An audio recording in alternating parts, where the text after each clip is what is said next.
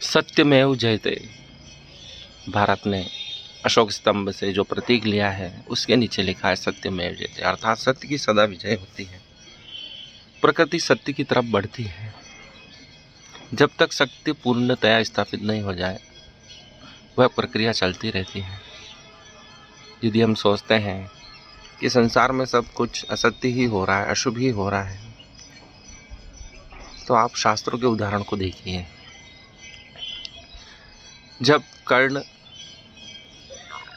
भीष्म पितामह के पास आकर कहते हैं कि मैं पूरे विश्व में सब राजाओं से जीत चुका हूँ, लेकिन जब भी अर्जुन का सामना होता है मुझसे मैं हार जाता हूँ, इसका क्या कारण है? भीष्म पितामह इसका सुंदर जवाब देते हैं कि तुम असत्य की तरफ खड़े हो और असत्य की हार निश्चित है। इसलिए जब भी अर्जुन से तुम्हारा सामना होता है तुम हार जाते हो, जबकि तुम गुरु परशुराम से तुमने शिक्षा प्राप्त की है और वे गुरु द्रोण के भी गुरु हैं, फिर भी तुम असत्य के साथ खड़े हो, इसलिए हार जाते हो। और विराट के युद्ध में हम सब भी हार चुके थे अर्जुन से, इसलिए सत्य की जीत निश्चित है, ऐसा शास्त्रों में बार बार आश्वासन दिया गया है। ये वर्तमान में हमें ऐसा लगता है कि असत्य जीत रहा है, तो इंतज़ार कीजिए, क्योंकि ये थोड़ा सा ही समय है। सत्य की जीत स्थापित होगी, मनुष्य सत्यता की तरफ ही बढ़ता है, संसार सत्य को ही मानता है। कृष्ण जब शांति प्रस्ताव लेकर दुर्योधन के पास आए, धृतराष्ट्र के पास आए, तो उन्होंने दुर्योधन के दुशासन के भवन में रुकना स्वीकार नहीं किया, क्योंकि वह असत्य की तरफ खड़े थे। भगवान स्वयं सत्य के साथ खड़े हैं और सत्य की रक्षा के लिए तत्पर हैं। त्रेता युग में स्वयं राम ने असत्य से युद्ध किया था, राक्षसों से युद्ध किया था।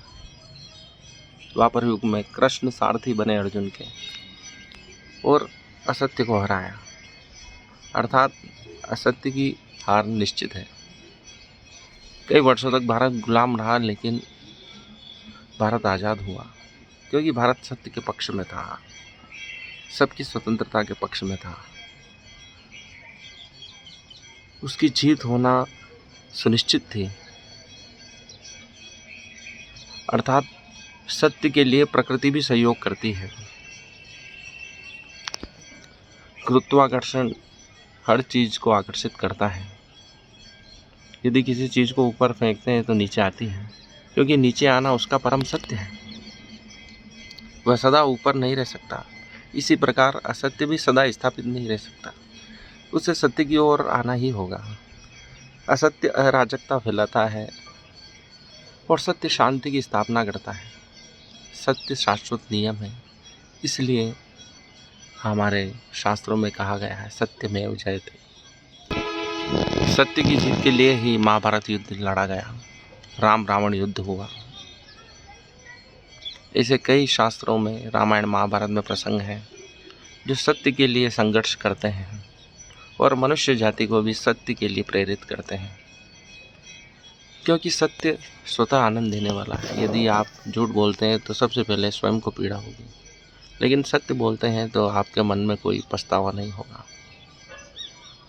इसलिए त्वरित न्याय होता है, त्वरित निर्णय होता है कि सत्य के साथ शांति है और असत्य के साथ अशांति है, जिसे शास्त्रों ने बार बार सिद्ध किया है और हमें उसी का पालन करना चाहिए।